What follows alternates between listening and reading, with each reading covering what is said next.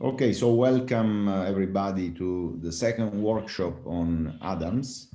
It's April 21st, 2021. It's a pleasure to host this workshop by Mr. Daniele Catelani from MSC within Nonlinear Analysis of Structures here in the Aerospace Engineering program at Sapienza University of Rome. I just wanted to show where we are. As you recall, we started out with Nastran, so 400 with Mr. Linari, and we are now exactly working our way around Adams, which is for multi-body dynamics simulation. And this is the second workshop. Hopefully, we will also have more slender or lighter workshop on Mark, which is, as you know, dedicated to nonlinear structural simulations. So, Mr. Catelani, again, it's a great pleasure to host your workshop in our class here at Sapienza University. Now the floor is yours. Thank you. And please, can you confirm that are you looking my screen and Yes. hear me? Okay. Yes, So we can start from the point we saved the model last week. If you remember, if you open an Adams session and you go to existing model, in your working directory, you can load the file you save, the session file you save, and the model was the landing gear model. We have completed together the topology of the model, and we are now ready for providing the right information to ask the code to provide the right information in order to optimize this model. We have a kinematic model, so the simulation is a preliminary simulation in order to achieve two important goals. First of all, the possibility of the landing gear to retract exactly in the fuselage with no interferences with the rest of the mechanism. And the second one, to evaluate the torque from the actuator and to reduce the maximum torque in order to reduce the cost, the size, the weight of the actuator system. We have only two variables in this model, that is the length of these two elements, the drag brace, upper link and the lower link. Okay, and we can start. Last time we ran together a simulation only for debugging purposes. I restart this simulation, and you can see that this simulation has only the meaning to show you that we have created a movable mechanism, but for sure this configuration is not the configuration we want to achieve. So we have to introduce some important instrumentation and sensor and measures. First of all, we want to apply an actuation, but for the moment, the actuation is simply a displacement law, 30 degrees per time. So there is no an exact law, but we only have a law which gives us the possibility to retract the mechanism. But this law must be stopped when the landing gear is in the fuselage. We need to avoid that the landing gear move in this position.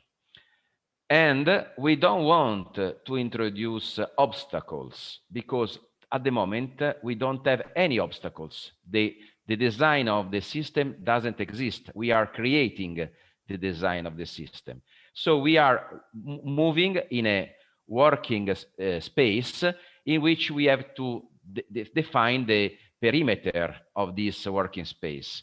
So it has no any sense to define the exact geometry of the fuselage or of the exact geometry of the landing gear. So what we want to introduce is a sensor A sensor is an object which informs us when something happens and can give us the possibility to stop the simulation when this measures has been, when the sensor is activated. Let me explain better. What we want to achieve? For sure, we want to have the landing gear in the horizontal configuration. So around this joint, around this joint between the strut and the fuselage, the landing gear has to rotate for 90 degrees. We are in a vertical position. We want to achieve an horizontal configuration. So we have to create a measure which give us the angle of rotation, and we create sensor that, depending on this measure, stop the simulation or let the simulation continue till we achieve this configuration. Okay, so first of all, zoom in correspondence of this joint between the strut and the fuselage and search for the feature called measure.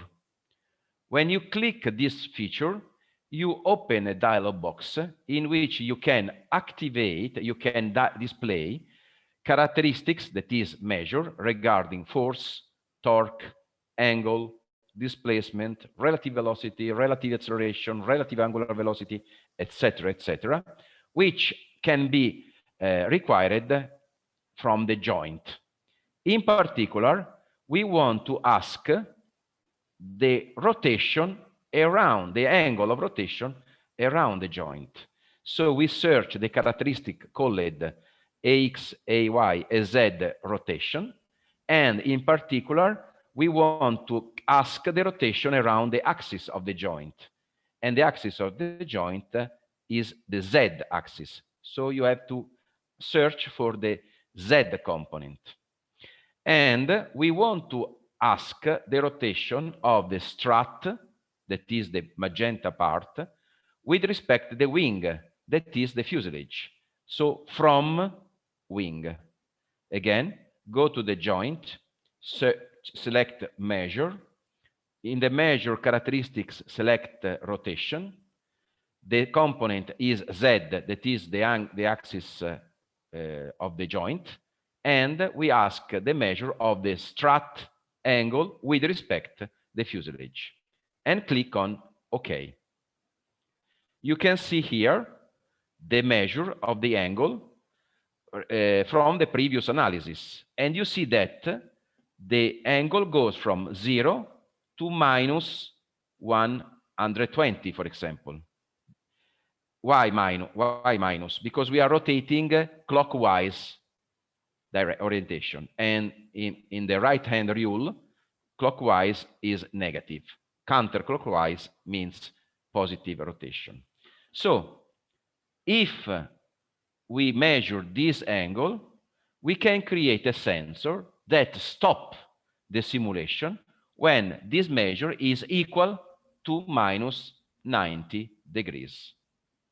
So go to the Design Exploration tab, and here you can see that we have many things to make to provide instrumentation to our mechanism. And under Instrumentation tab here, we have this sensor component. So click this component. A dialog box appears, and in this dialog box, we have to fill the fields with the data for making the sensor good for our purposes. First of all, the name, okay. Second, the expression we want to measure. The expression for sure is not the time, but this measure. So, or we can write directly this name, or we can open the function builder, go to Getting Object Data, select Measures, and in this field, we can search for existing measure. In this case, we have only one measure, so it is very easy. And we insert this measure. So if the name can be written without problem, you can write the name with you can edit. If the name is complex and you don't want to make any error, you can use the function builder, and you can also create a complex function. And in this case, I select this measure, I insert this measure in the runtime function window, click on OK, and the measure is written here. I put a negative sign in front of the measure, so I will evaluate this measure, but I change the sign to make more clear my evaluation. In fact, I search for the value in which the sensor search for something greater than or equal what? 90. That is 90 degrees. Why greater than or equal?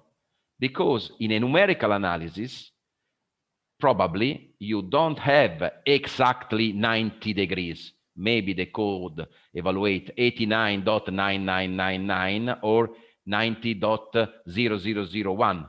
So if you want to avoid a problem like this, instead of search for exactly equal value, you can select greater than or equal. You can also use some error tolerance. And now, when the sensor is activated, you ask the code to terminate the simulation. And you have two possibilities. You stop definitively, or you can have some other events in your command script. So you can decide to have another event. In our case, we select continue because we will run many parametric analyses. So we don't want to stop the simulation forever, but we interrupt the simulation. The code will update the model automatically. The code automatically will restart another simulation. So we have the possibility to run many analyses. I can repeat. We create a measure. This measure is an angle.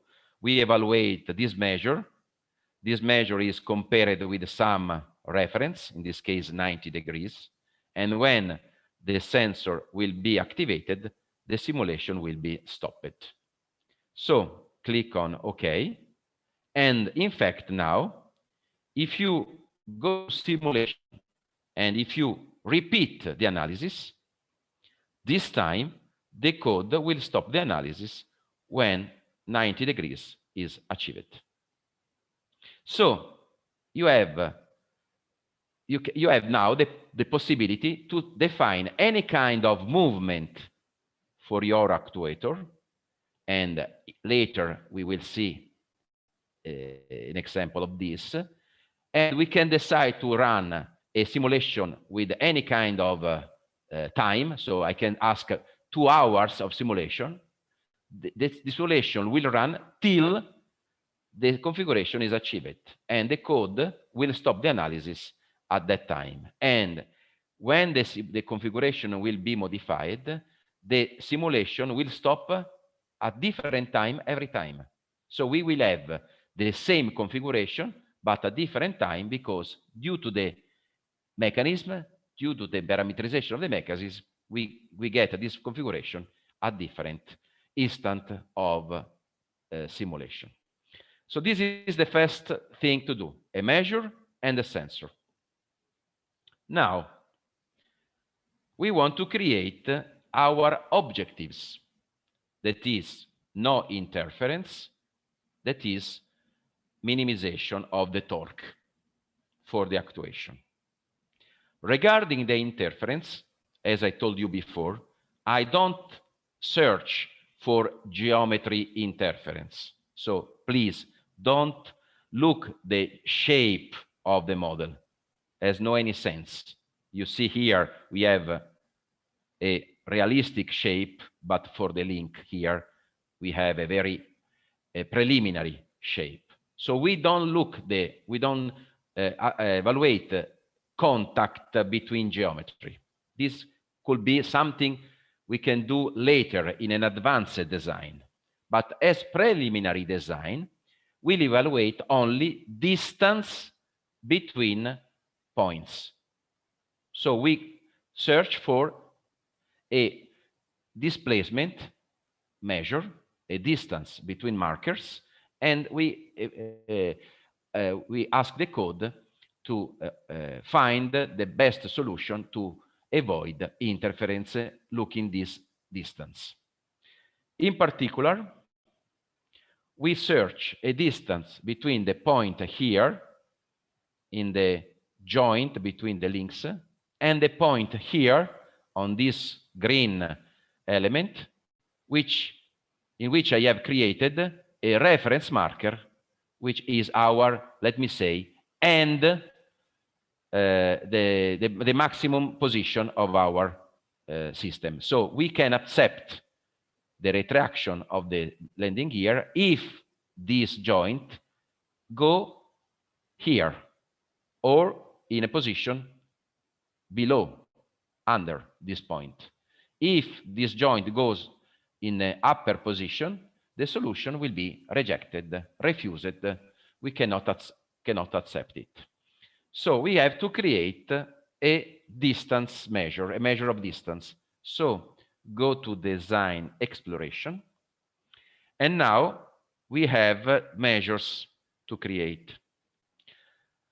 The distance between points can be defined using this specific icon, new point-to-point measure. You can click this icon, and in this simple dialog box, you can select displacement, magnitude, or specific component. But I don't want to do this in a so easy way. So I click on Advanced, and in this dialog box, I have now the possibility to explain you better what we want to achieve. So this measure can be called measure for interference. We want to evaluate the distance of a point, so we can select by picking or browsing. I select pick. The distance of the point here, how many points we have here? At least two, one belonging to the yellow body and one belonging to the green body. The points are coincident, so you can select one of them, right button of the mouse, and for example, I select upper link J link 4. This is the name of the point. And this point, position of this point will be evaluated with respect to the position of another marker. Pick again the position of the reference interference marker. This distance must be evaluated along a particular axis. I don't want to evaluate the X component, has no sense, or the magnitude component, has no sense, or the Z component, has no sense. We want to evaluate the component along the y-axis. The y-axis is the axis in the global reference frame. And in this specific example, this could be enough. So this is the distance between this point and this point projected along this direction. But if your landing gear, your fuselage, your aircraft is flying, this y-axis, local y-axis, is not more the global y-axis. The orientation changes continuously because the aircraft is flying. So in order to have a more advanced, complete, and universal measure, able to provide us the relative distance between 2 points in any moment along a movable reference system, in the last field here, I select again this marker. So in this way, the code evaluates for you the distance between 2 points. The distance will be, in this distance will be extracted the component y, and the component y projected in any second along the local reference axis. If you want to do this manually, you need to use matrices of cosine directors. So matrices that gives you in any second the orientation of a local system with respect to a global system. And this is a very cumbersome, a very complex, a very long, and very boring activity. Using simple 3 markers, you can have it immediately. So click on OK, and you can appreciate that the distance starts from minus 52.5 centimeters, this position. And when the landing gear goes to in the fuselage, the distance go to 0 and can go in the positive part of the positive displacement, and we have to avoid this. So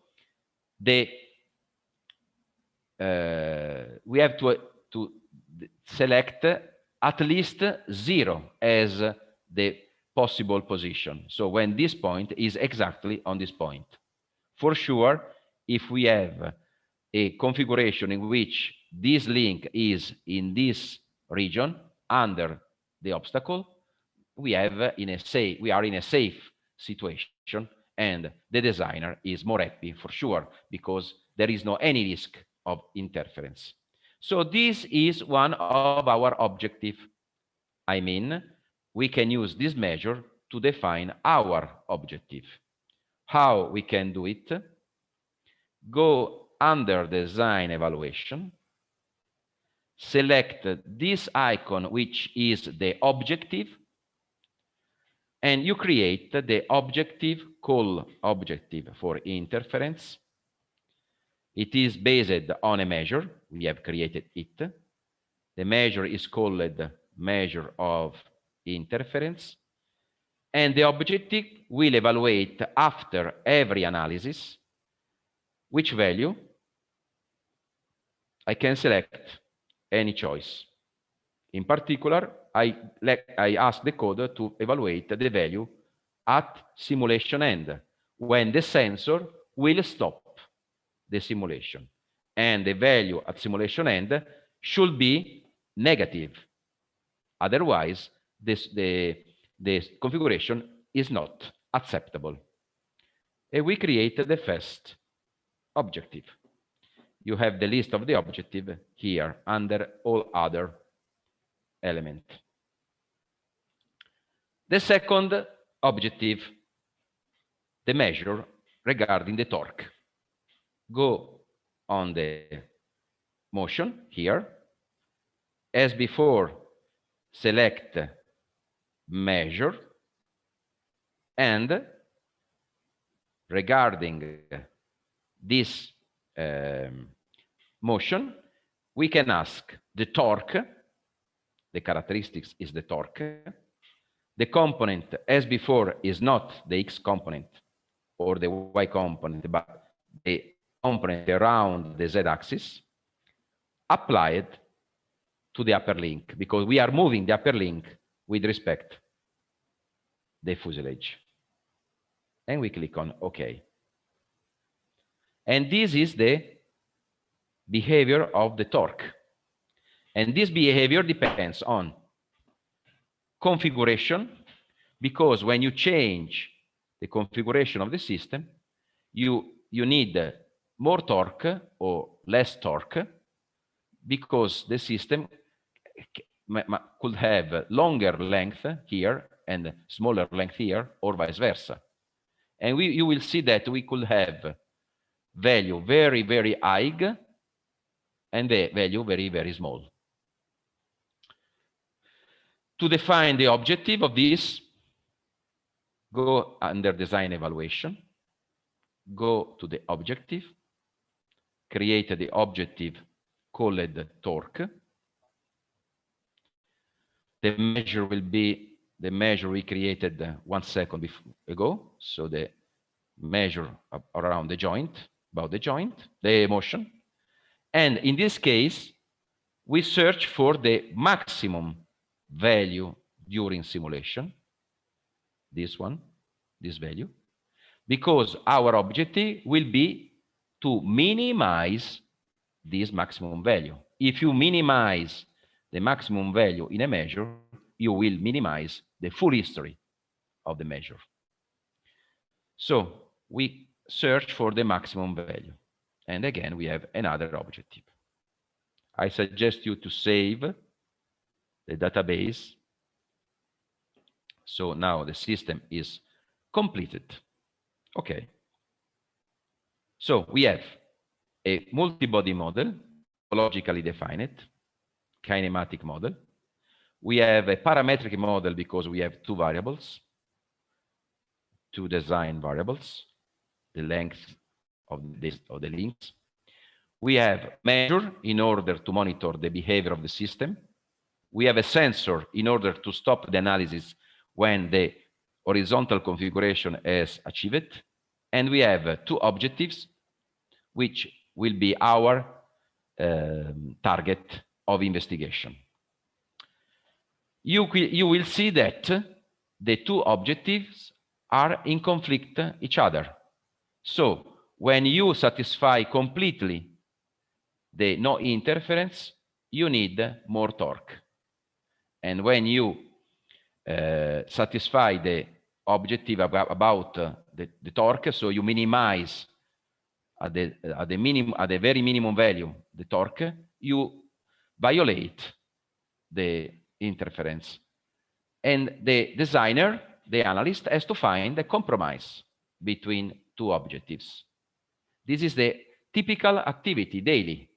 You have components, you have parameters, and you have to satisfy different objectives coming from different sources, mechanical performance objectives, structural objectives, acoustic objectives, manufacturing objectives, cost objectives, and you have to consider all of them. So we have to perform parametric analysis, and we have three types of parametric analysis. In design evaluation dialog here, ribbon here, we have an icon called Design Evaluation Tools. Click this icon, and this dialog box appears on the screen. In this dialog box, you have the name of the model you are investigating. Here you have the script of analysis, 3 seconds, 300 steps, 5 seconds, 500 steps, as you want.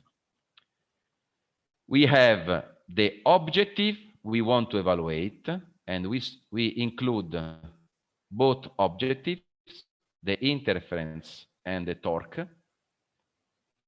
So select. And we have 3 different levels of parametric analysis.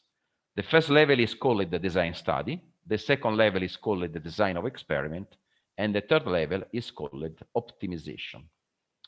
A design study is a parametric analysis in which you investigate the influence of one only parameters to your objectives.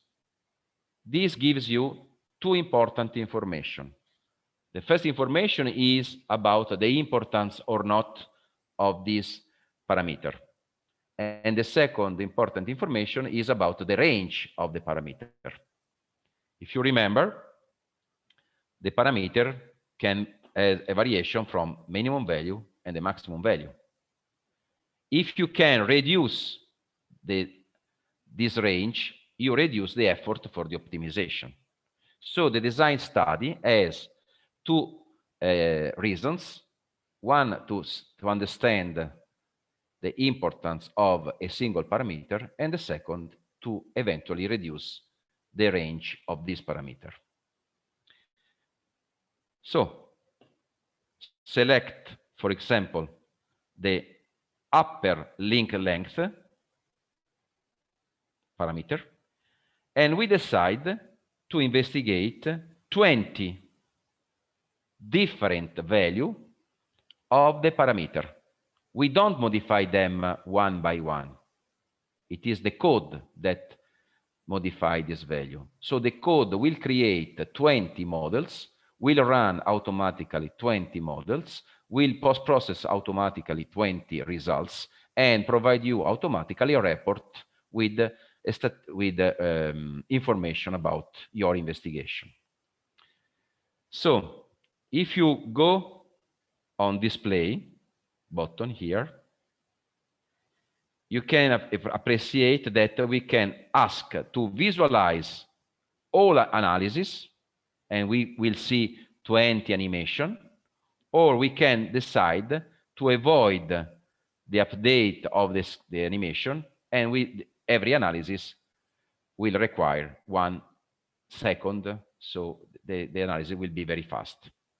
I can do with you this during the analysis in order to show what is the difference. So for the moment, open this dialog box, let update graphics at contact output step, and click on start.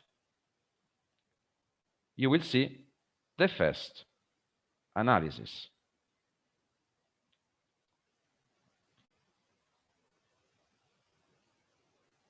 The analysis doesn't require this time, but we need this time to update the screen. Now it starts the second analysis.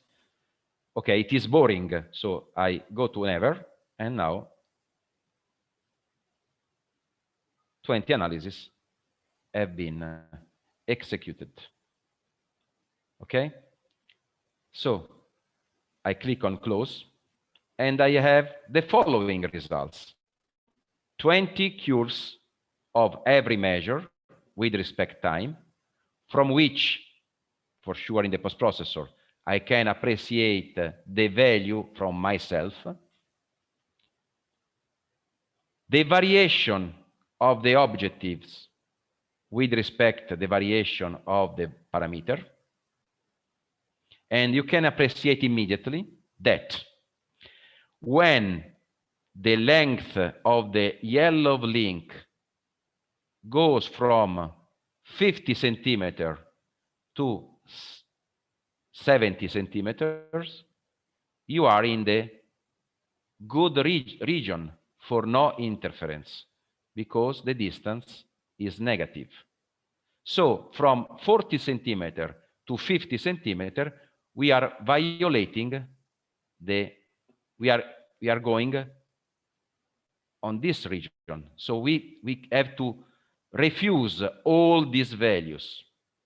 But at the same time, you can appreciate that from 50 centimeters to 60 centimeters, the maximum value of your torque is increasing. So to satisfy this objective, you have to sacrifice this objective. And this can be printed in a report. So you can go here on clicking this button, the blue button here. You can decide a format for your results. Click on OK, and you see here 20 experiments, 20 value of the objective number 1, the interference, 20 values for the objective number 2, the maximum torque, 20 values of the first variable, upper link, 20 values, the upper link, and the sensitivity of the objective to this value. So you have the full evidence about the importance or not of this variable. So all the positive value of the objective regarding interference must be rejected. So from 40 to 50 centimeters, we have to avoid this value. So we have to focus our attention from 50 to 58. 58 probably is too much. We don't need 20 centimeters of no interference. Maybe we can accept 15, 9, 6, 3. For sure, we can avoid the 0.7 because it is we are very close to the risk of interference. And you can see the value of the torque. Okay, so we can save this information, upper design study,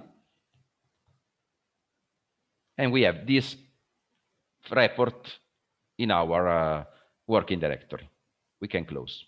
Now, the same investigation using the variable called lower link, and we repeat 20 analyses. The second design study is complete. And now, the situation is different. The second link has a better behavior when the length goes from 40 centimeter to 50 centimeter. Instead, from 50 to 58, we have to avoid. But again, the best value for the no interference is in conflict with the value of the torque. And again, we can print the results, and as before, we can appreciate that we have to focus our investigation from 39 till 50 centimeters of the variable.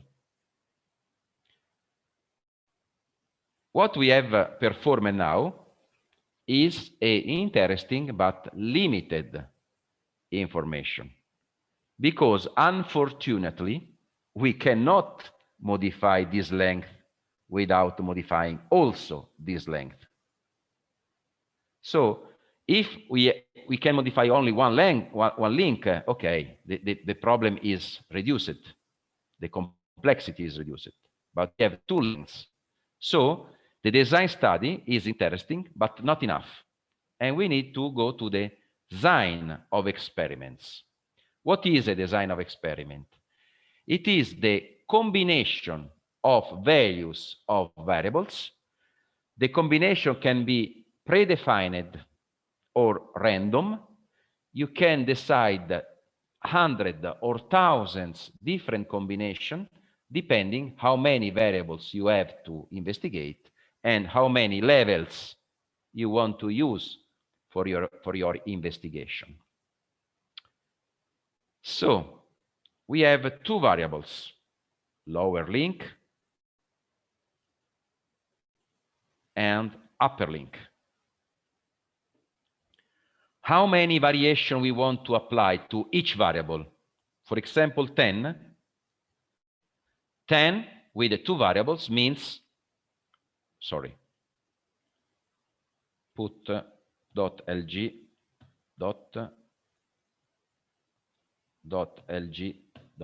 which is the name of the model. The number of analysis is 100. 10 powered 2. Number of levels powered number of variables. These are the full combination we ask of the variables.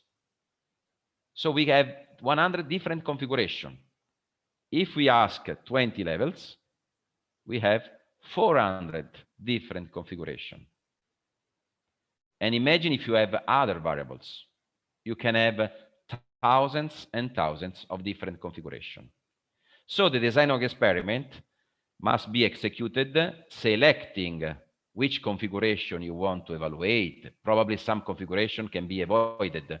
And there are many, many techniques for design of experiment. We don't have the time for looking this, but you can use center composite method, box banking method, Monte Carlo method, and other method in order to decide the configuration, number of configuration. In our investigation, to make things solvable in the limited amount of time we have, I suggest you to select 5 levels, 2 variables, so we run automatically 25 analyses. So click on Start, and now we wait for 25 analysis.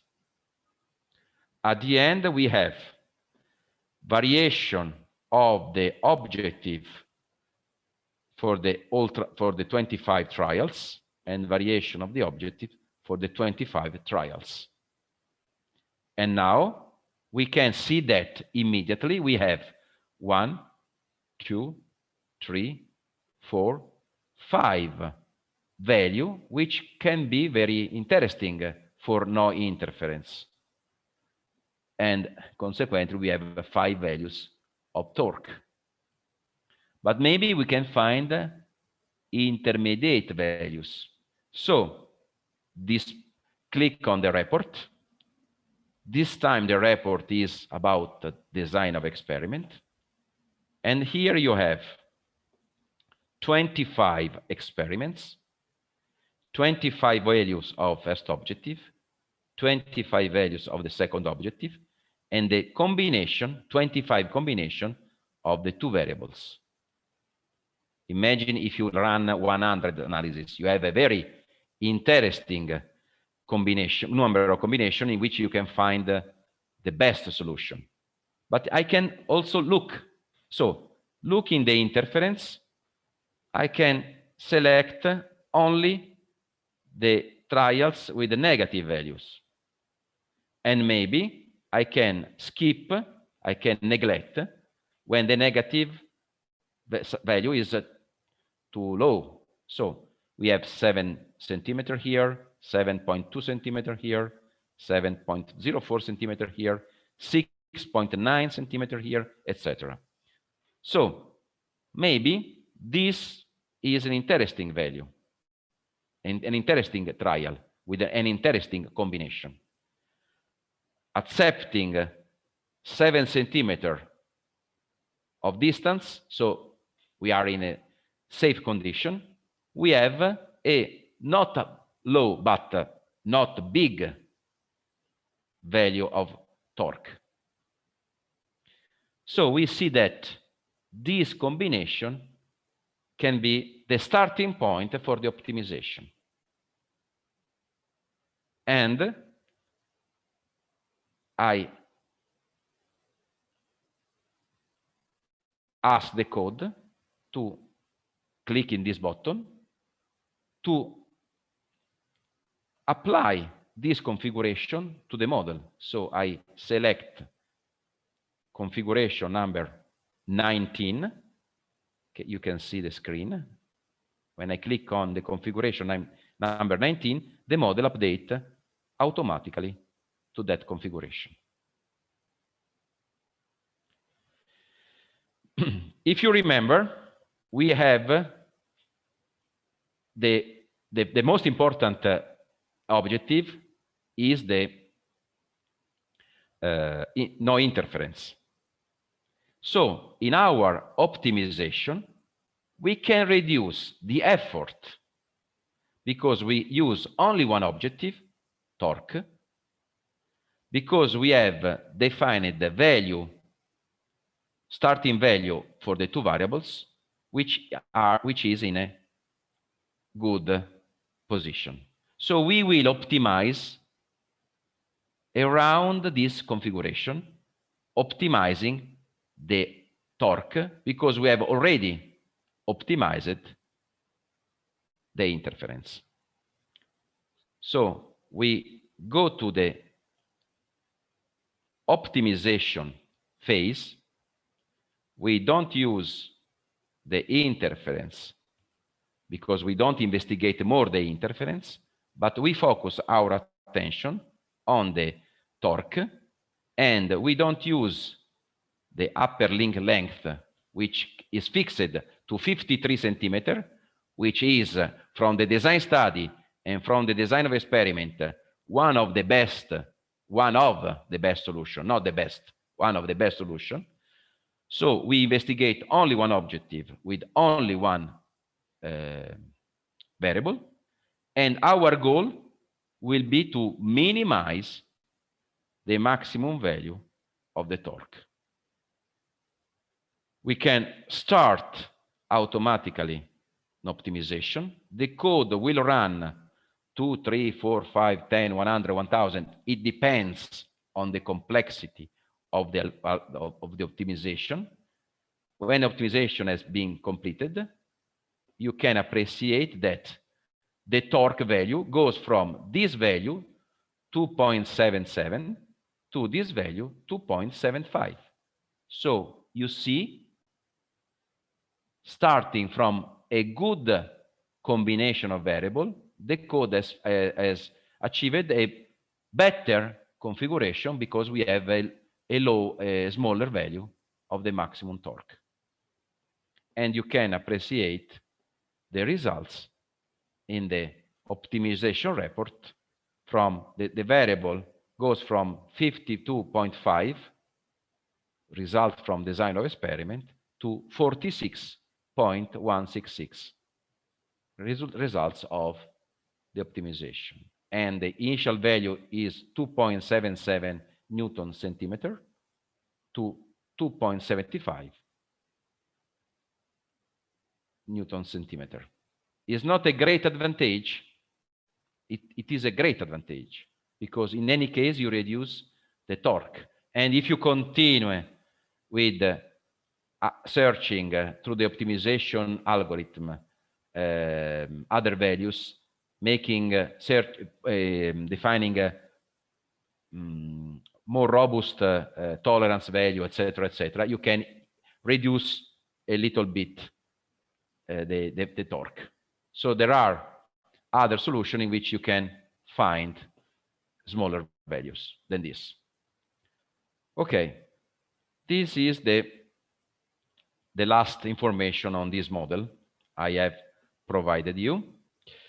And you can repeat these steps from yourself in order to understand better the I have created measures. I have created a sensor to stop simulation in the right configuration. I have created two objectives, no interferences and the maximum torque. I have performed 3 different level type of the parametric analysis in order to improve my competence, my knowledge about the model. This is a typical design approach. At the beginning, you don't know anything. And if you have a model with 20 variables, 3, 4 objectives, and you click optimization, you are not able to do anything. You cannot justify your result. You cannot understand the results. So the optimization process requires different steps for reducing number of variables, reducing the range of the variable, reducing the objective, selecting the region of the variables, selecting the right region for the objectives. This is performed by you as engineer, not by a tool. The tool automatizes the process, but you are the designer, you are the analyst, you are the engineer. I insist on this because I don't want to give you the wrong message that you have a magic button here and the code makes things for you. The code solves equations for you, but everything is dominated, driven by you in any moment, from modelization point of view, from numeric analysis point of view, from optimization process point of view. Okay, save this model. And we can go back on this at the end. If you have questions, please ask now. And before I run with you this, I make with you the second workshop. Do you have questions? Is everything clear?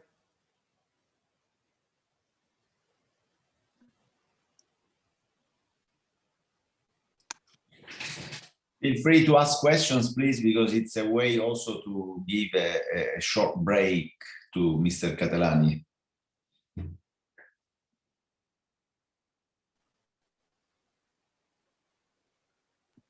At this time, it's okay for me, for what we have seen. Okay, that's great. So please don't be shy. If you have even trivial questions, they are usually useful to better understand a few details. But, you know, you can keep them for the end of the workshop. You can take a short few seconds break, Mr. Catelani, if you need so. Not from my side. If they need, I can wait a couple of minutes and we can start at 5 if you want. Maybe they can. Yeah, yes, could be okay for me. Okay, let me say they can clear their mind and to be ready for the next workshop. Okay, so we can start again in a couple of minutes. Okay, thanks.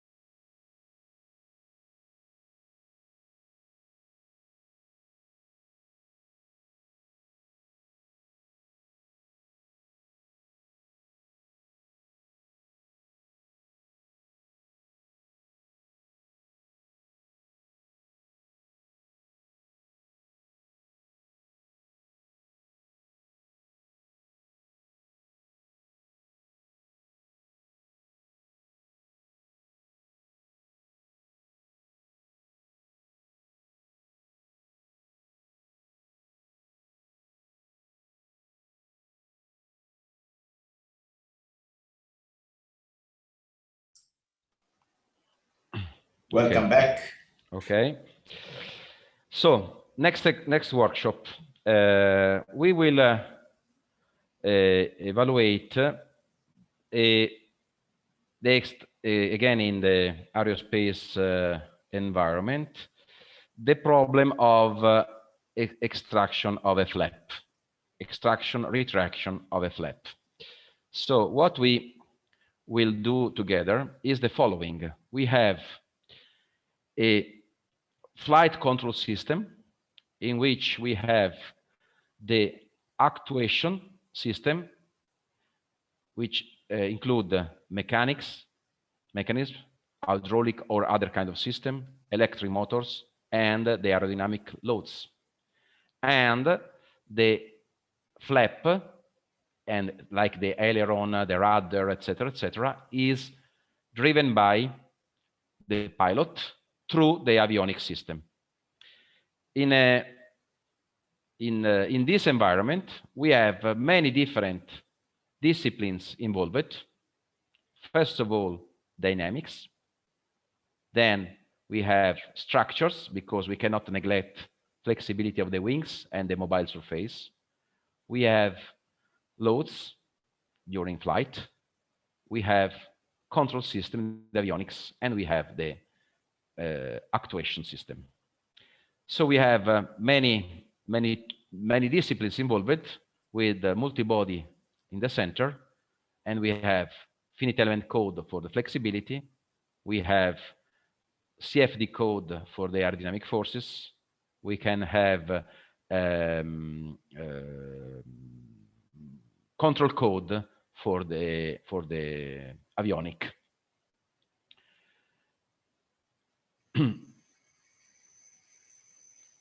This is the typical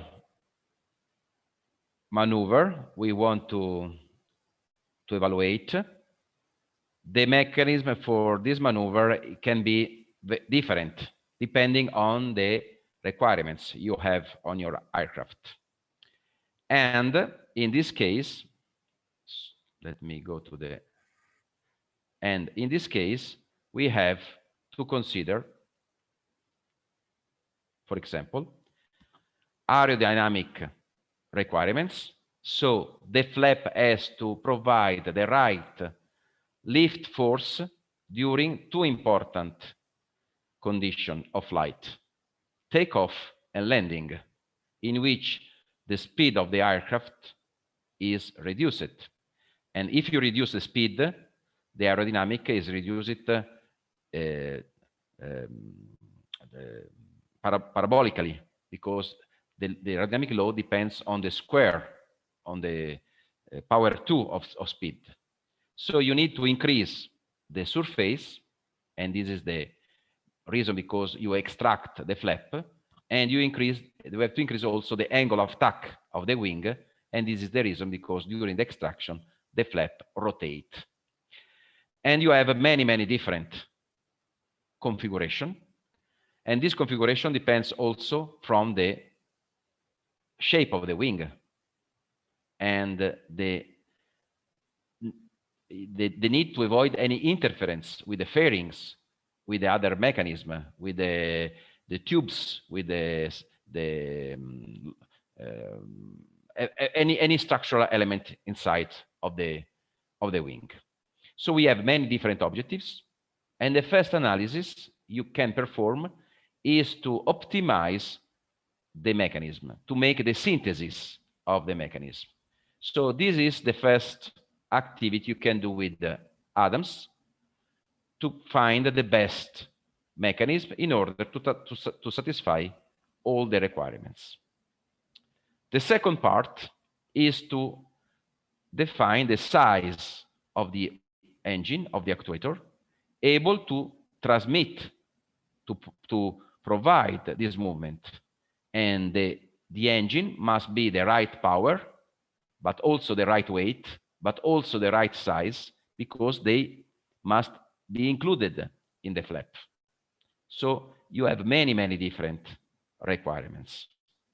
And you cannot neglect that the flap can have deformation. So you have variation of configuration during the extraction and retraction. So a kinematic model is not enough. You need a dynamic model.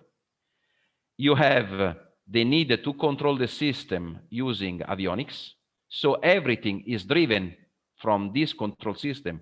And if this control system doesn't receive the right information about displacement, velocity, acceleration, power, torque, deformation, stresses, etc., it cannot work in the right way. And also you have aerodynamic forces acting on the flap. And you cannot neglect the aerodynamic forces, because they change completely the loads acting on the surfaces. So we have a very, very complex problem, and we need to make the virtual model, because for sure you can do test. This is the Airbus A380 flap test. You see the length of the flap, how many actuators you have in the lab, in the test rig.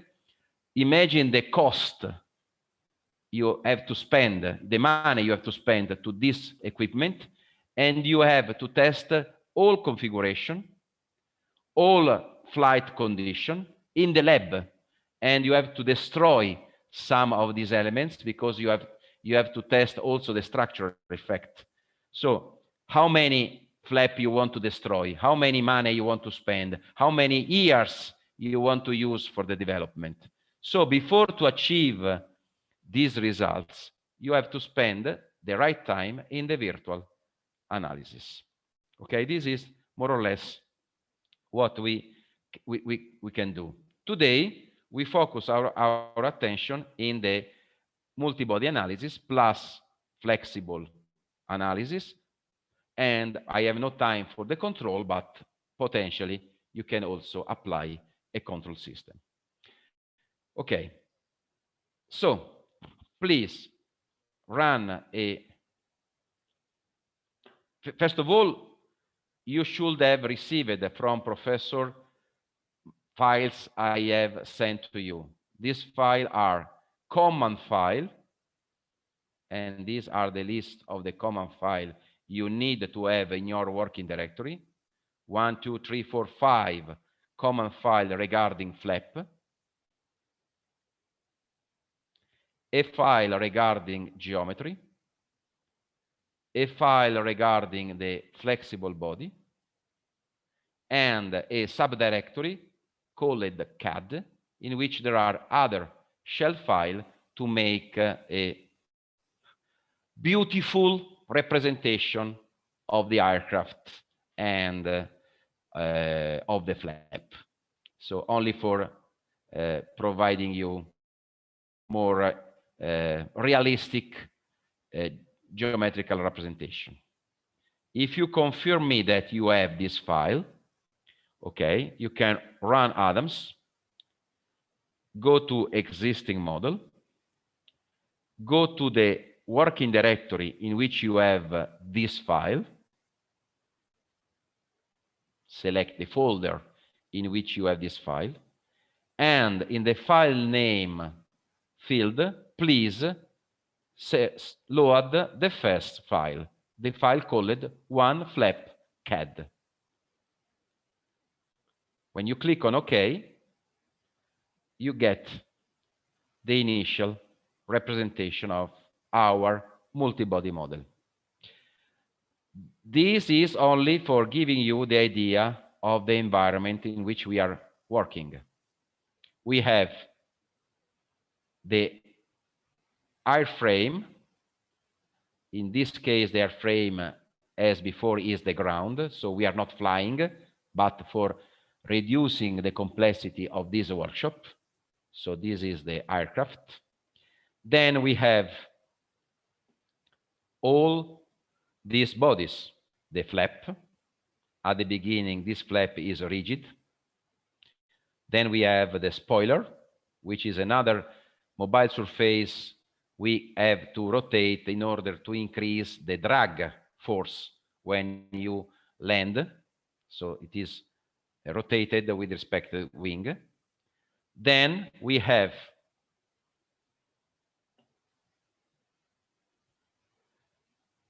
specific element for defining the actuator, the eye, in which we have the shaft moving to push, to retract and extract the flap. We have two motors like this, the inside, the internal group, and the external group. So we have two group of engine, of actuator. Then we have the mechanism for the flap. So we have sliders. We have roller. And the roller can move along track. So the flap can be extracted because through sliders and roller, there is a track, and the roller move on the track, and the flap can be extracted and rotated. At the same time, there is the actuator pushing the flap or pulling the flap. Also, the motor are constrained to the flap and to the wing, and we have also the spoiler for the improving the drag force. So these are the basic body. Every body has geometry, as some markers for defining position of constraints, force, geometry, etc., and center of mass, and everybody, for sure, as mass and inertia. So this is our starting point. What we can do, for example, we can create the joint for rotating the spoiler with respect to the wing. So we can create a connector, a revolute between two bodies, selecting one location, defining a direction, pick geometry feature. And the joint will be between the left spoiler,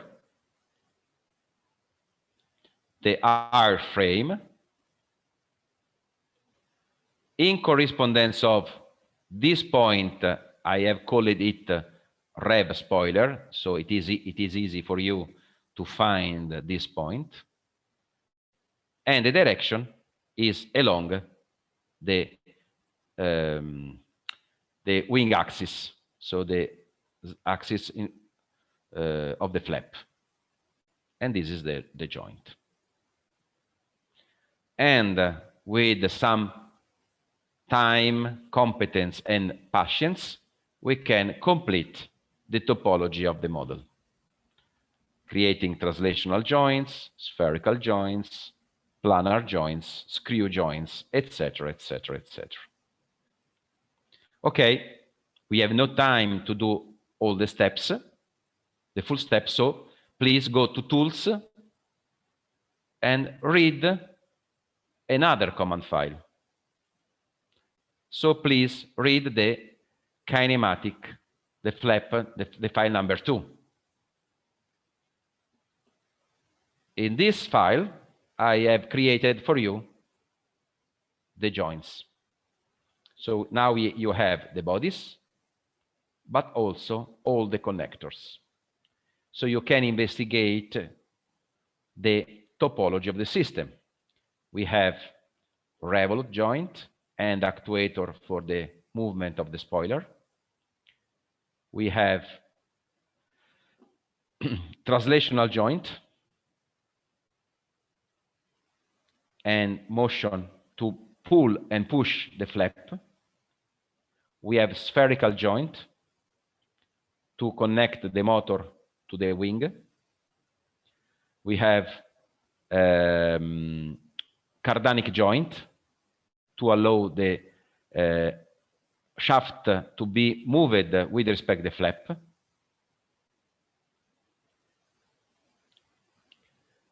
We have point curve joint to allow the roller to move along the track. If you go to the Tools Model Verify feature, you ask the code to evaluate and validate the topology of the model. And in fact, the code tells you you have 3 redundant constraints, but the redundant constraints are not can be solved automatically by me. So the code tells you how it solved the redundant constraints problem, and the system has 0 degree of freedom. So it is a perfect kinematic model.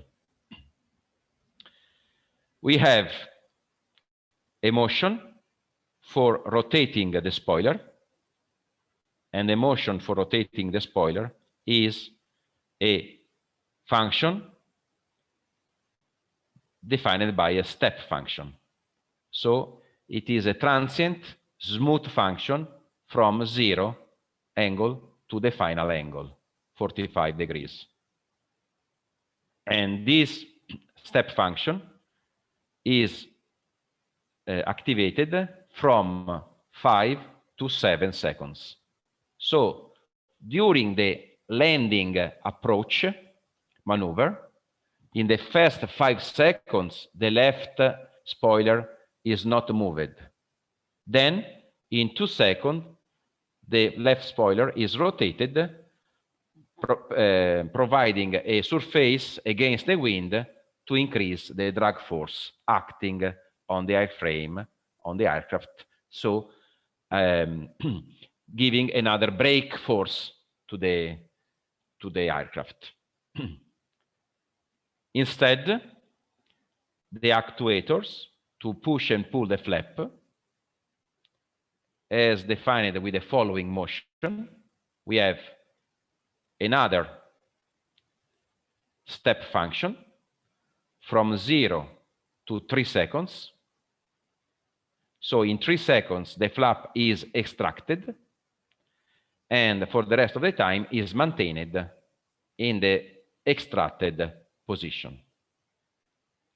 So we have to investigate at least 7-8 seconds of analysis to understand the behavior of the system and to start evaluating the forces acting on the system, the torque acting on the system, the required power from the engine, from the actuators, etc., etc., etc. Considering that at the moment, in this preliminary investigation, we are not using aerodynamic forces, and we are not using flexible element. So it is a kinematic model. So go to simulation, go to interactive simulation, select 8 seconds for simulation, define 800 steps.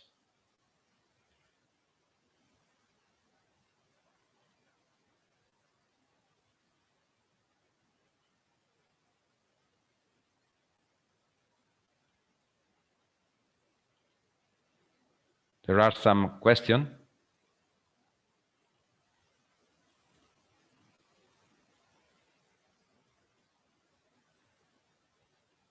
No. Okay, run the simulation, and you will see. There was, sorry, Mr. Catelani, there was a question from one of the students. I am not able to. Sorry, yeah, he didn't get how you open the new geometry from tools. This was at 5:19, just a minute ago. So, what is the problem? Sorry. He didn't get how you open the new geometry from tools, but this goes back to tools. Read command file. Tools, read command file, or F2 button. Okay, thank you. So I repeat, you see simulation for extraction and then rotation of the spoiler. So the system, from qualitative point of view, is working. But I am an engineer. I think to be an engineer, so I don't stop my investigation in the movie, on the visualization, but I want to investigate numerically. So I have to create a measure for rotation angle, displacement, velocity, acceleration, reaction forces, etc. So please go to Tools, read command file again, and load the file called tree flap measure. Now we have the measure in this model. I have created a measure for you. We have position of the center of mass of the flap along X, Y, and global Z axis. So we have 3 position of the center of mass of the flap. We have the displacement in correspondence of the torque of the engine here.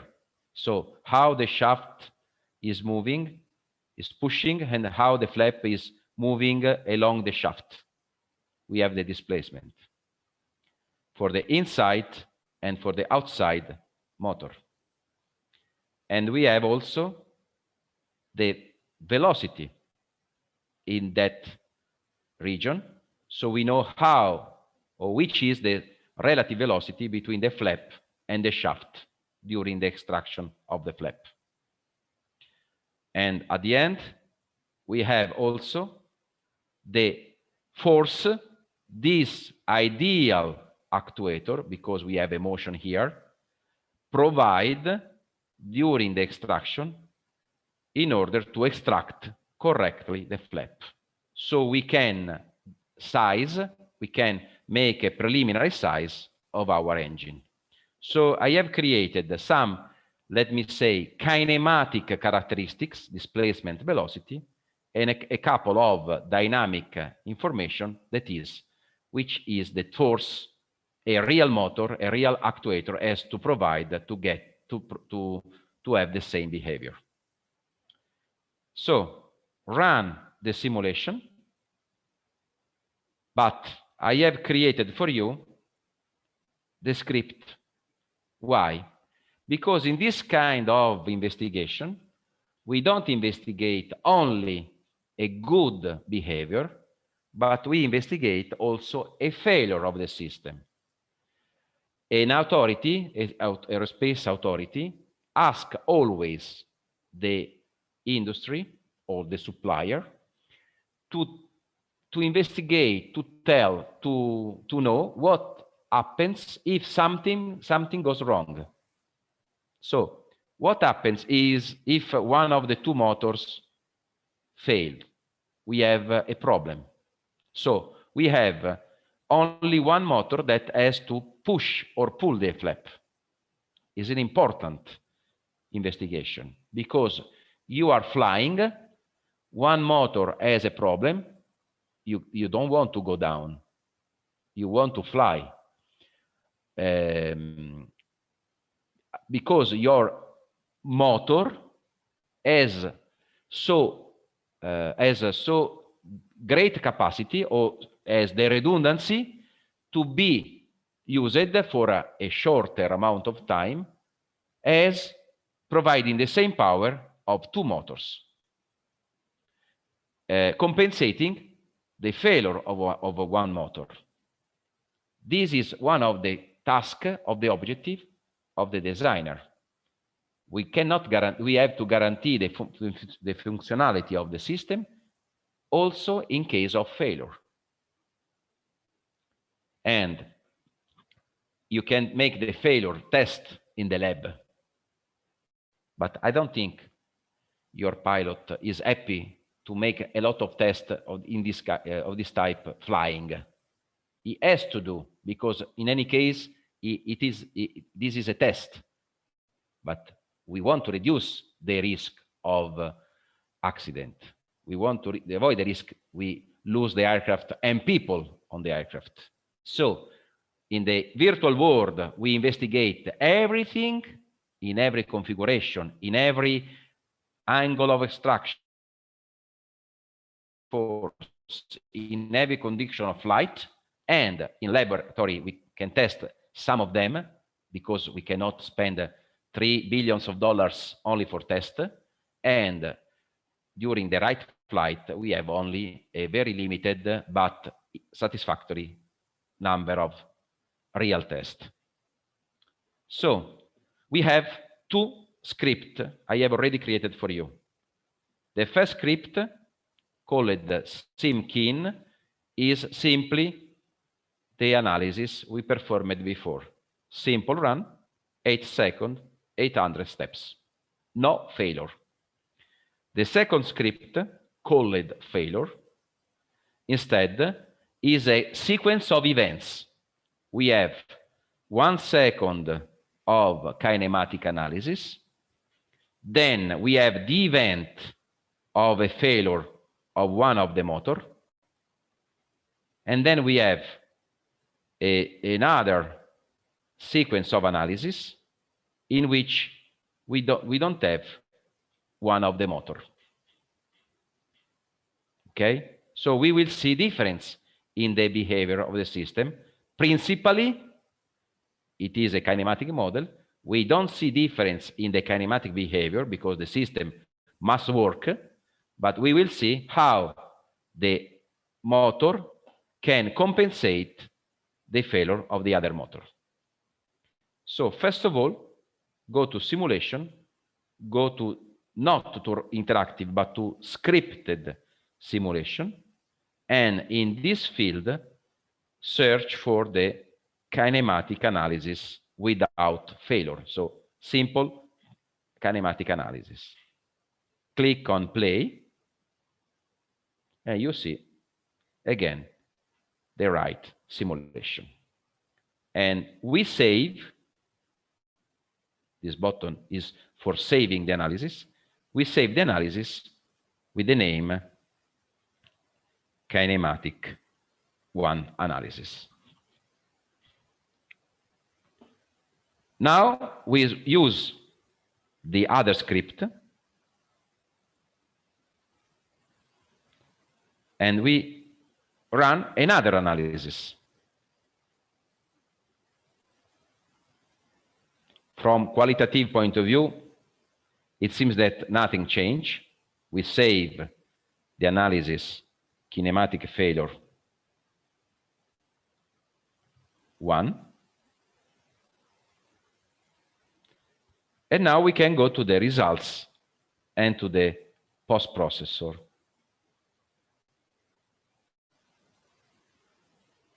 In this environment, we can post-process our results in a sophisticated, or let me say not sophisticated, but advanced post-processor environment. We can create plots, we can create curves, table, report, movies, etc., etc. In particular, I select the measures I have created for you. I select both analyses I have saved, the analysis with no failure and the analysis with failure. And I compare results, for example, for the displacement of the center of mass of the flap. So I select the measure and I click on Add Curves. From kinematic point of view, nothing changed. The second motor has to provide the same behavior you have with 2 motors, because he has to compensate the failure of 1 motor. So this means that I have satisfied my objective. In fact, I can also create a new page and investigate other curve. And the same for displacement in the actuator, velocity in the actuator, etc., etc. But if I compare what happens in the force provided by the actuator, you can see that when the actuator fails, the force goes to 0.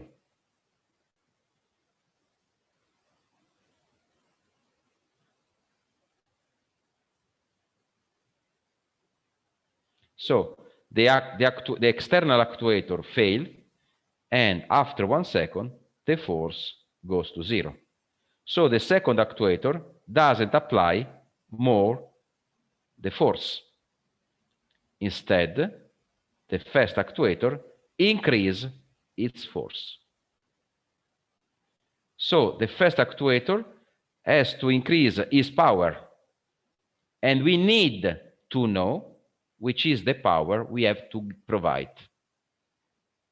This is a very preliminary investigation, because the model is a kinematic model, but we have already the good information.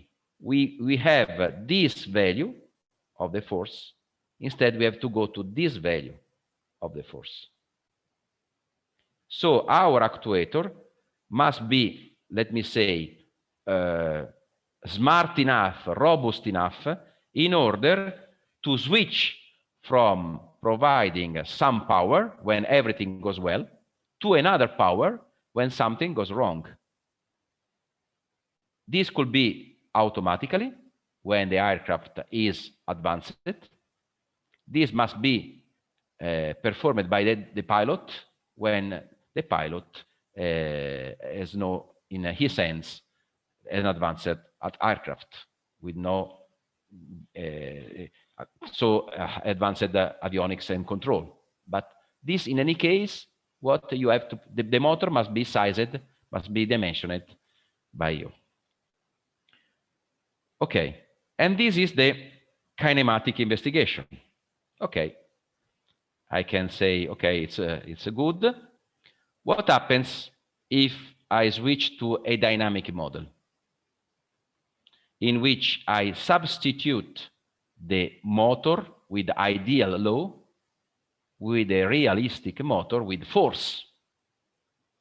So go to Tools, read command file, and load file number 4.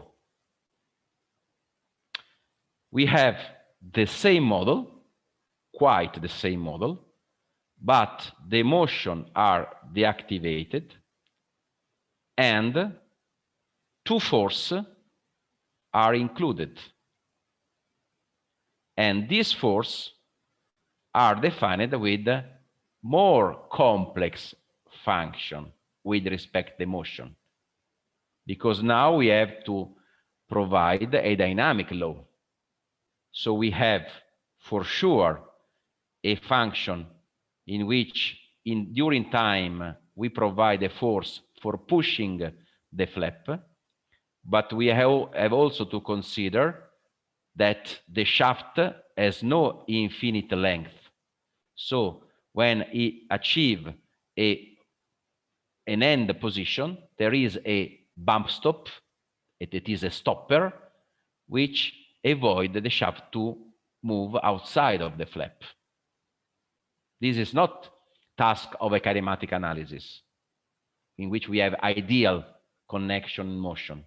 We have here a realistic motor. So we have the force of the motor, but also the condition that the motor cannot be acted for an infinite time. There is an ending condition, and this is defined by this part of the function. In this dynamic model, Tools Model Verify, we have a 1-degree model, so it is a dynamic model, no more 0 degree of freedom, so it is not more a kinematic model. I cannot run a kinematic analysis, but I have to perform a dynamic analysis. And in fact, I have created for you 2 scripts. One is called dynamic simulation, and it is equivalent of the kinematic simulation, but with the dynamic content, and dynamic failure simulation, in which I simulate again a failure of this motor. So we can select the script called simulation dynamic, and we can run this analysis.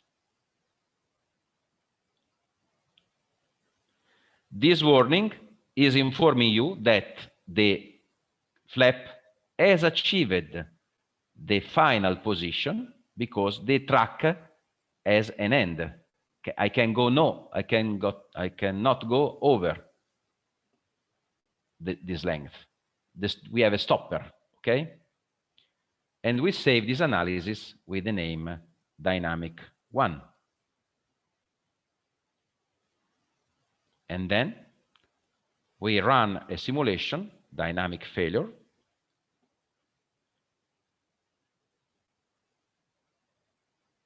in which we simulate the failure of the output, the outside motor. And we save it with the dynamic failure 1. Okay, we can go to the post-processor, and we select the measures, and we select the displacement, and with respect the kinematic behavior, the dynamic model has, even if small, has some discrepancy from the model with no failure and the model with failure. Because now the system is not perfectly connected. We have a force, no more emotion. So we start measuring the effect of a failure. It affects the right extraction and retraction of the flap. The difference is small. Who cares? We have a difference. And this difference can affect the aerodynamic forces. And this difference can affect the interference in the system, because the flap will be flexible in the real world. So we cannot neglect this small difference. We have to consider this small difference, and we can investigate the other quantity. Okay? We can also create new measures if we don't have created before. So in this model, I have not created the output for the forces. Before, I have created the output from motion. Now, I didn't have created the measure for the forces, but I can do it selecting result sets. From result sets, selecting dynamic without failure and dynamic with failure, I can find the force for the flap, internal force, sorry, for the flap internal force, and for the external force, and I can compare results. And you see here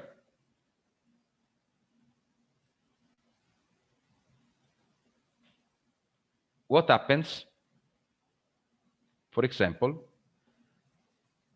when the system has a failure. The internal force has to increase the value because the external force goes to 0.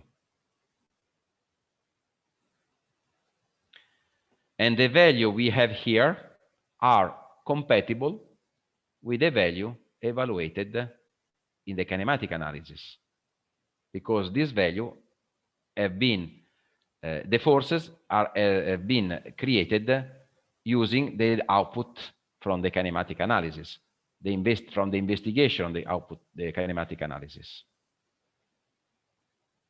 And we can investigate other things from dynamic point of view. But this is not enough.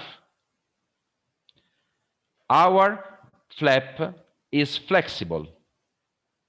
So we have to open our finite element code. You learn Nastran and Patran. You create the mesh. You define the data in the structural analysis. You perform your structural analysis. You export output from the structural analysis as input for Adams. In particularly, we evaluate the modes of vibration of our structures, and the combination of these modes can describe the flexibility of our flap. So in Nastran, we run the so-called component mode synthesis, which is a particular modal analysis which takes into account dynamic and static effect. We have a combination of modes, and we replace the rigid flap with a flexible flap. When we have a flexible flap, the model becomes fully dynamic with many degrees of freedom because we have all the modes describing the flap. To make a flexible flap, we can do a very, very simple operation. Go on the flap and select Make Flexible.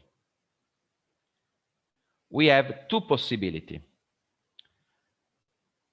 Create the model,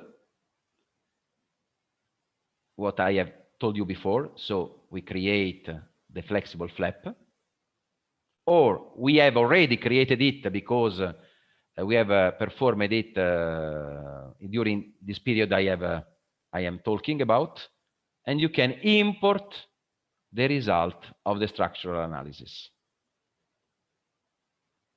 I have already performed the structural analysis, so I can click on import, and in this dialog box you can replace the rigid flap, searching in your working directory a file called flap.mnf. MNF means modal neutral file. That is a file containing the data in the modal format of flexibility. It is called the neutral file because you can create it using Nastran from MSC Software, using Mark from MSC Software, but also using other famous finite element code like ANSYS, like Abacus, because unfortunately for me, other finite element code are in the world, so we have competitors, but we are, let me say, we collaborate with our industry, with our customers in this case. If they use different code for finite element analysis, they can use also Adams because we are compatible. So this file is called the modal neutral file. You click this file. This file is opened and loaded. You click on OK. And now, sorry, I made a mistake. Sorry, I made a mistake. Please go back to Tools, read the command file, and load again Flap Dynamics. Sorry. Go to File, New Database, start from scratch, and load Flap Dynamics.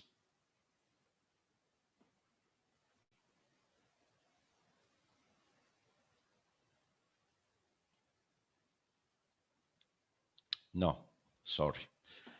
Go to existing model, load the kinematic model, then load the measure model, then load the dynamic model.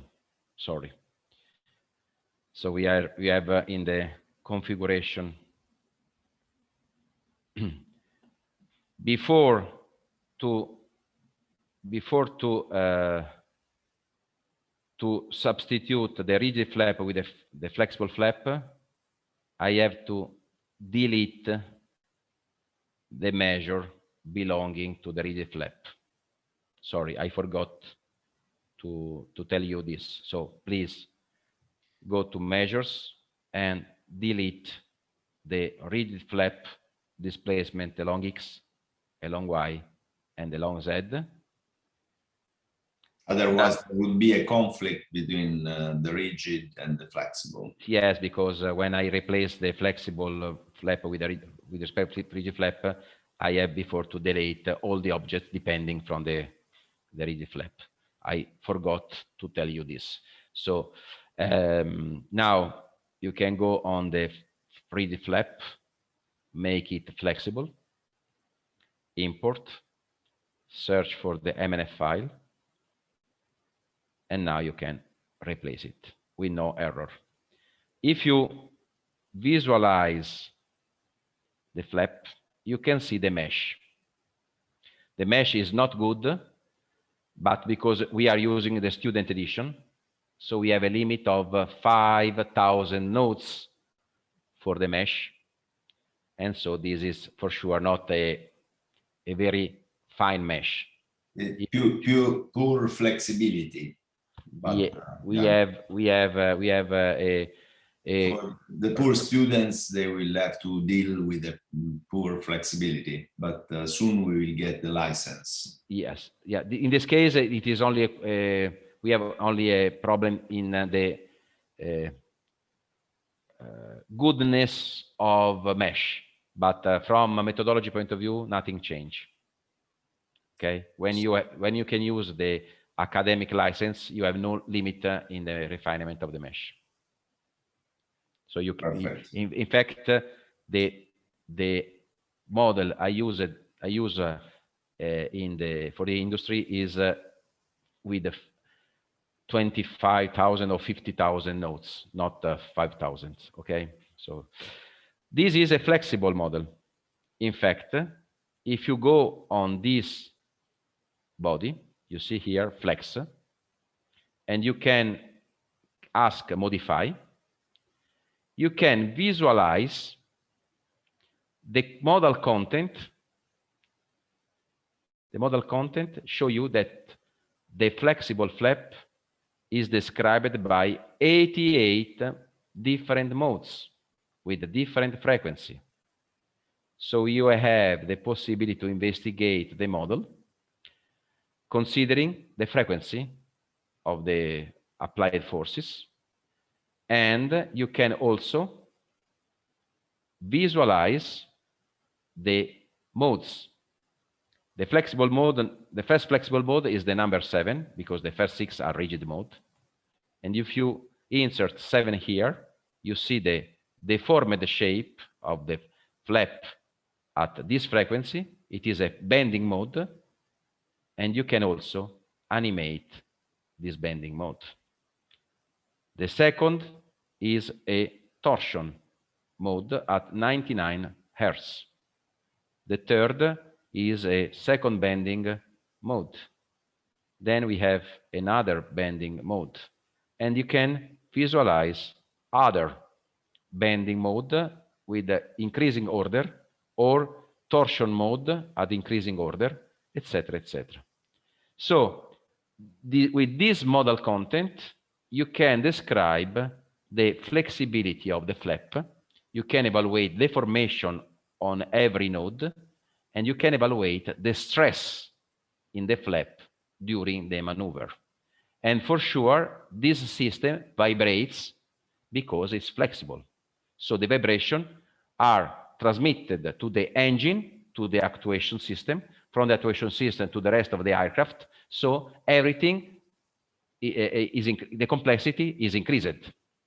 So now we have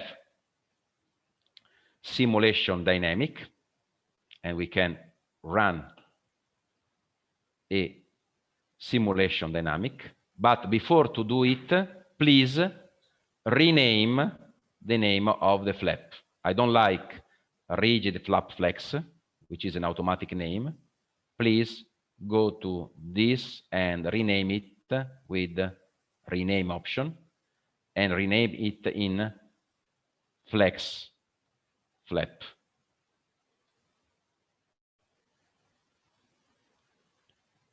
Okay, now we can run a dynamic simulation with failure, so we can run immediately the failure of the system. And you see here vibration of the system. You can appreciate vibration from the variation of color, but for sure we will evaluate the vibration from numerical results.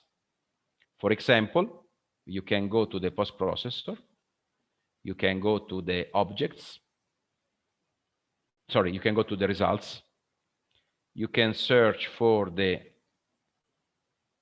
flexible flap, and you can evaluate displacement, and you see here that we have vibration of the system. is not more, sorry, the legenda.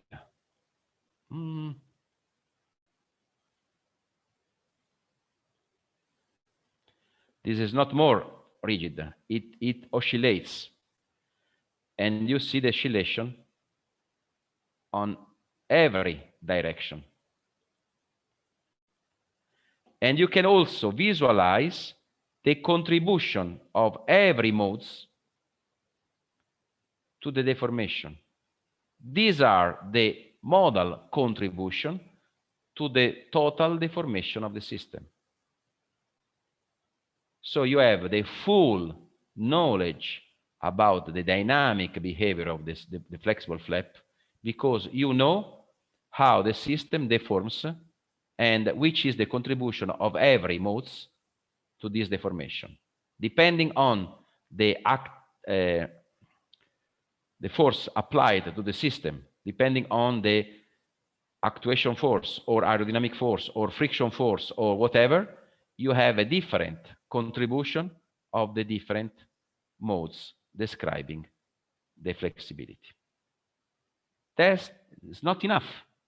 Why? Because we can also visualize the stress on the flap. And the stress are very important in aerospace industry.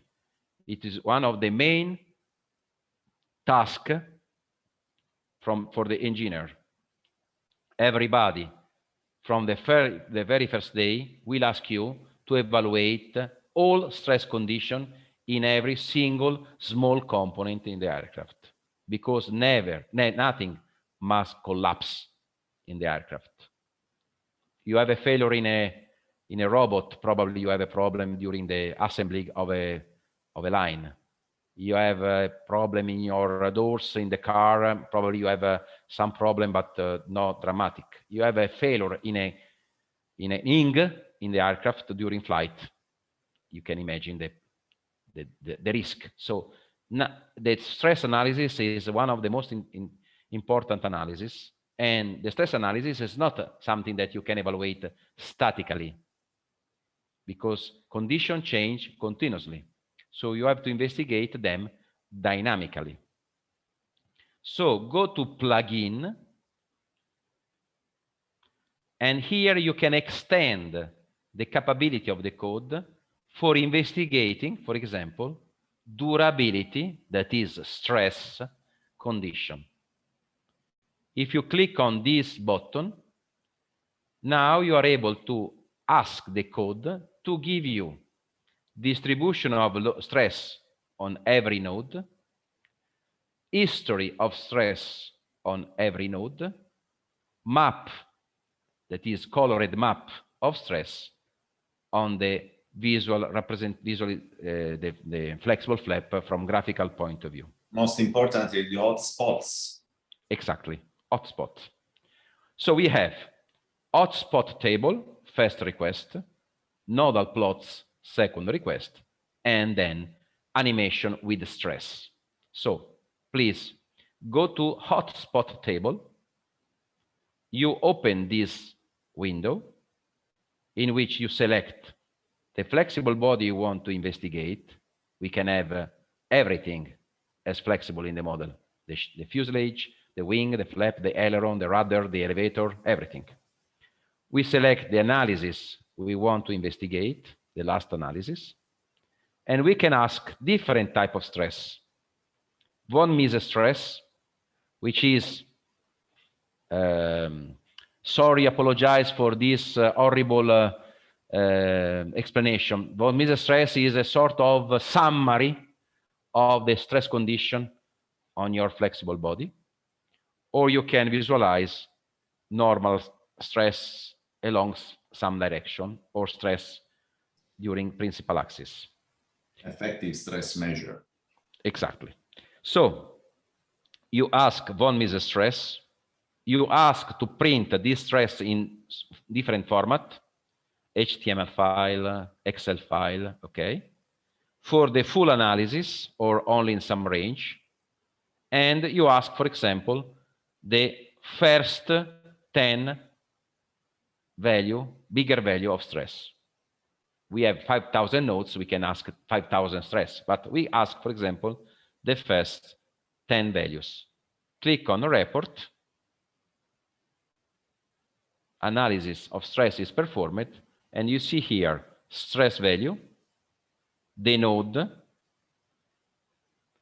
when the value of stress is achieved, and the position on the mesh. For example, the node with the identificator 3624 is the node with the higher value of stress. 300 megapascal. Exactly. And I want to see if this value is a maximum value with one peak, or during the history of extraction, I can have other high value of stress. And this is the real differentiation with respect to finite element code, in which you usually have stress in a specific configuration. Here I can visualize stress history, how I achieve the stress, and if I have many peak of stress during the full analysis. Because in an aircraft, you repeat the cycle of the operating cycle many times, and you can have a fatigue problem. When you achieve many times high level of stress, the material has a problem, and you can have a collapse of the structure, not for structural problem only, but for fatigue problem. Okay, and this is important from stress analysis. So I remember this value 3624. So I go to durability and I select nodal plots. Now, for this flexible body,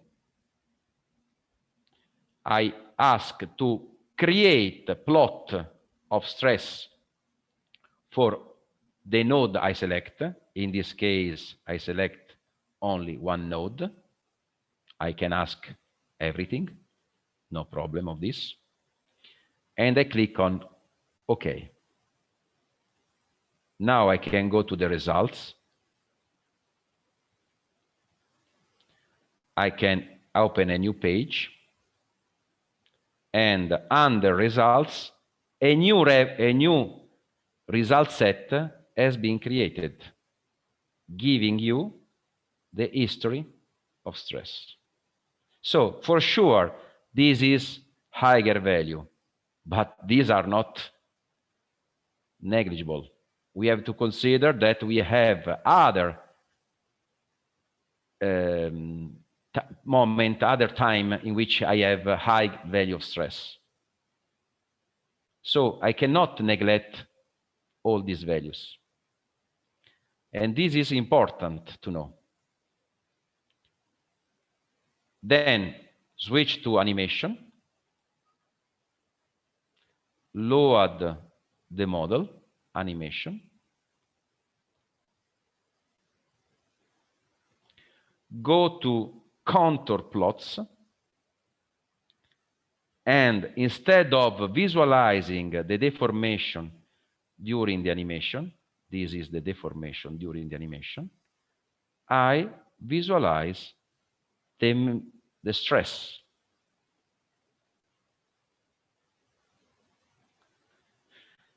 I reduce the range, so for example from 1,000 to 1 million.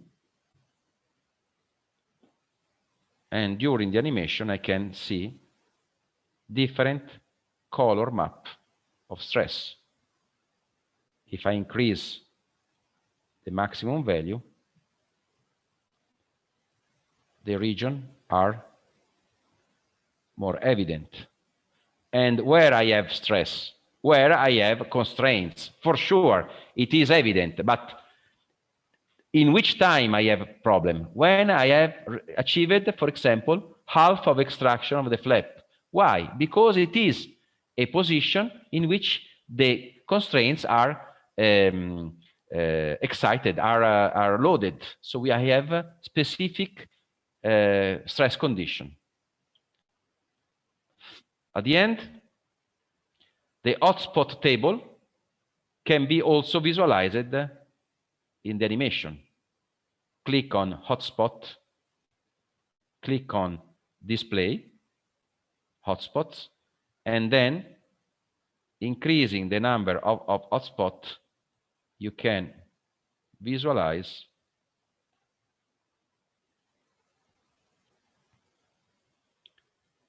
the point in which you have high level of stress. So you can see the node ID and the value, for example, in which you have high level of stress. Okay. This is not enough. Do you have 10 minutes more? Or I am out of time? I'm perfectly fine, Mr. Catelani. I will ask students if they have a few more minutes. Yes, for sure. Okay. Thank you. So what is missing in this model? Aerodynamic force. So imagine that I have performed the CFD analysis or wind tunnel analysis, and I have evaluated how the aerodynamic force is applied and distributed on the flap. This is something that you can perform also with Nastran. So you can include in Nastran the load, the aerodynamic load, and in the file from Nastran analysis is information. So I can also visualize the effect of aerodynamic load. So go to the force, go to special forces, and create a modal force, which is an aerodynamic force in the flexible body. The flexible body is this one. And the load case in the Nastran run is called deployment loads. So I have included the loads in the Nastran file during the analysis. I apply a scale function equal 1 only to create the modal force. The modal force is created. And now I modify it with the tools command file 5 flap M force. If you load this file, I change the history of the aerodynamic force. So the aerodynamic force depends on the position of the flap. So in the Nastran file, I have stored force in different angle of attack of the flap.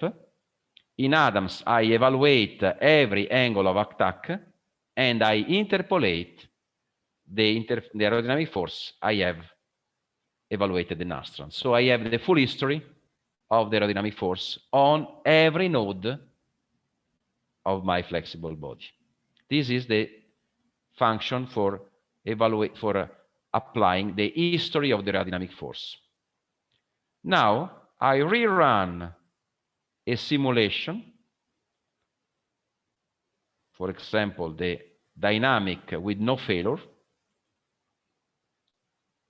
but with the aerodynamic force included.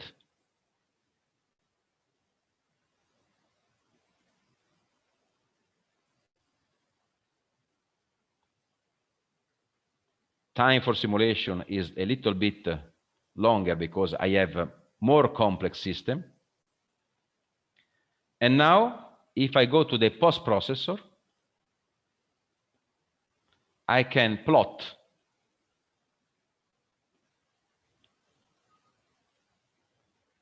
also the aerodynamic force, M force, with the value.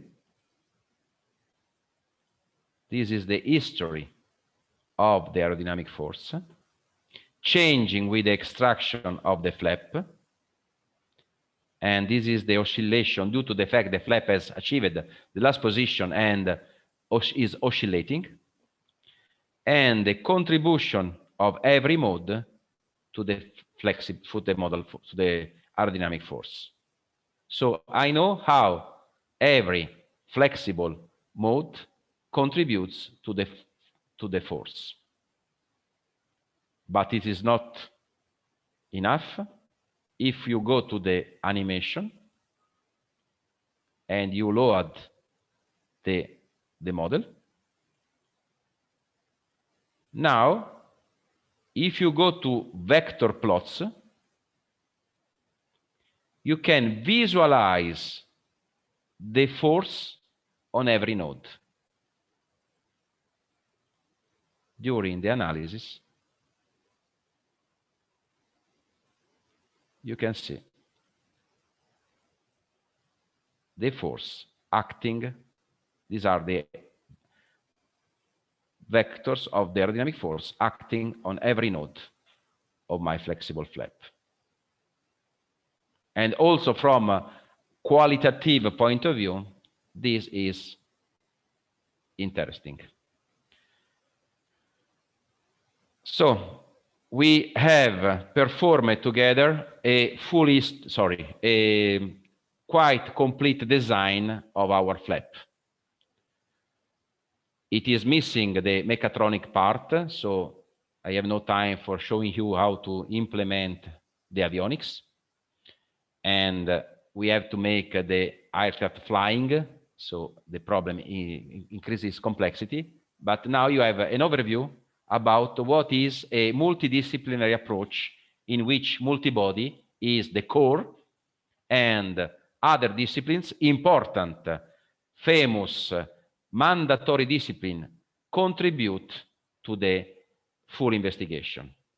But you cannot today make a design working in an isolated environment. So if you are an aerodynamic engineer, okay, you are great, but your task is to provide also data for the structural department and to the dynamic department.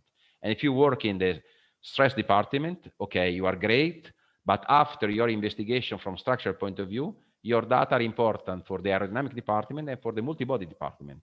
And the same, if you are working in the dynamic department, you can investigate the kinematic, dynamic, but you need the data from the other departments, and you can provide results to the other department, because now I can provide output to the stress department to evaluate a better investigation of stress. I can provide data to fatigue department, because now I know the history of stress. I can say to the aerodynamic team that the aerodynamic force change in this way on a flexible structure, not on a rigid structure as they usually do in their activity. So, and then we have acoustic and thermal, etc., but we need months to cover all the disciplines. Okay, this is the end of my workshop. Mr. Catelani, thanks very much for this great workshop. The example that you showed, extraction, retraction of a flap with the flexibility and also the dynamics, I believe was really enlightening. I believe we are a little bit late. I would like to ask you a very quick question about a sort of core problem when we are simulating this kind of multi-body, complex multi-body systems. How about, for example, the effect of friction in some of these joints, which sometimes is uncertain because in spite of manufacturing accuracy and care, we may have, especially after a few years, these kind of issues. Is it easy to introduce levels of friction in these multi-body dynamic simulations? Yeah, if you create a joint and you modify the joint, you can apply friction, and the friction is based on static and dynamic coefficient using a Coulomb, typical Coulomb approach. But you can also expand the friction definition, considering the preload effect, reaction force effect, and bending moment effect, introducing the geometrical parameter which emulates the shape of the joint location. So we have a friction arm, bending reaction arm, etc. So in this way, with this parameter, you can describe completely the effect of friction. If you don't like, this approach, in any case, using force, you can create your law of friction based on Lugre method, Coulomb method, or other famous method about tribology.